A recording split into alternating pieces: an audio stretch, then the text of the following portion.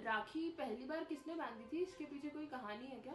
हाँ, इसके पीछे बहुत सारी कहानियाँ हैं, पर जो हमें बताते थे दादा नानी और दादी हमारी जो बताती रहती थी, वो यही कहानी है कि एक राजा बलि थे।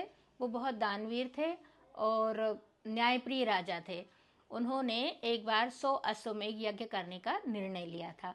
अब उनके 100 अश्वमेध यज्ञ में से 99 अश्वमेध यज्ञ निर्विघ्न पूरे हो चुके थे। 100वां अश्वमेध यज्ञ जब वो करवा रहे थे, तब राजा इंद्र को चिंता हुई कि यदि इनका ये 100वां अश्वमेध यज्ञ पूरा हो गया तो मेरा इंद्रासन, स्वर्गलोक का शासन राजा बलि के पास चला जाएगा।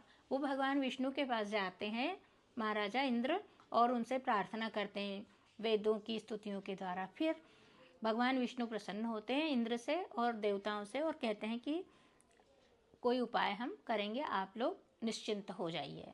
सब देवता वहाँ से चले जाते हैं और भगवान विष्णु वामन रूप में अवतार लेते हैं।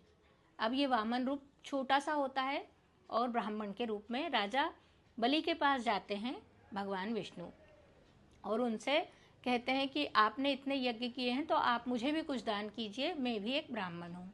तो उनने कहा कि आपको क्या चाहिए? तो भगवान विष्णु उनसे कहते हैं वामन रूप में, वामन देव उनसे कहते हैं कि मुझे कुछ ज़्यादा नहीं चाहिए, 3 पग भूमि चाहिए केवल।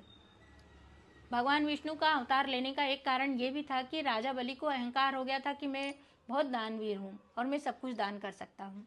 तो भगवान ने परीक्षा भी लेनी चाहिए थी उनकी। अब 3 पग उन्होंने देने के लिए हाँ कर दिया राजा बलि ने कि ठीक है, मैं आपको 3 पग भूमि दे देता हूँ, पर अगर आप कुछ इससे ज़्यादा भी मांगोगे तो मैं वो भी दे सकता हूँ। तो उनने कहा नहीं नहीं, आप केवल 3 पग भूमि दे दीजिए। उनने हाँ किया और भगवान ने अपना विराट रूप धारण किया।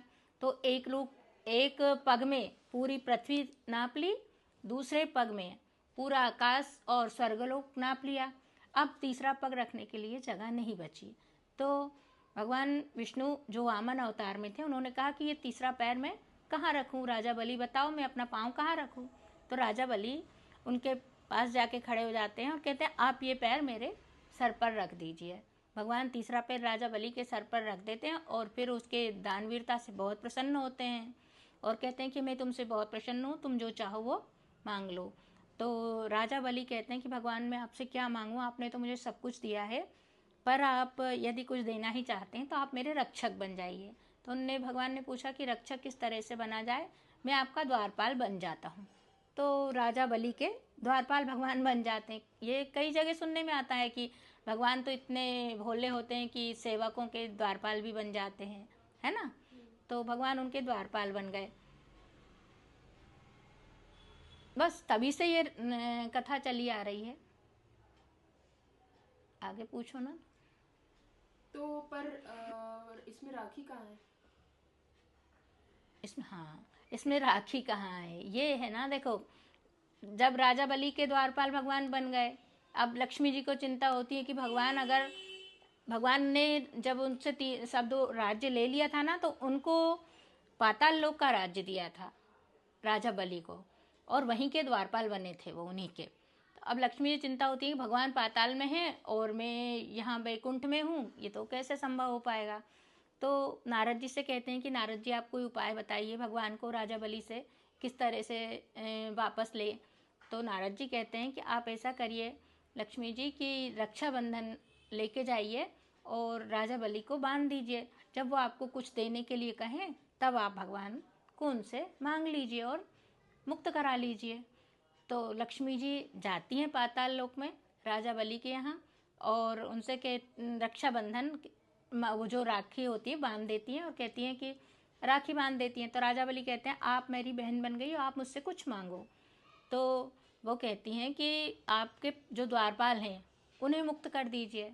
राजा बलि समझते हैं अरे ये तो साक्षात लक्ष्मी जी हैं, माता हैं, और उन्होंने कहा आप मेरी बहन हो तो आपने जो जो मुझे राखी बांधी है आप जो भी मांगोगी मैं दे दूंगा। इस तरह से कह के वो भगवान को मुक्त कर देते हैं।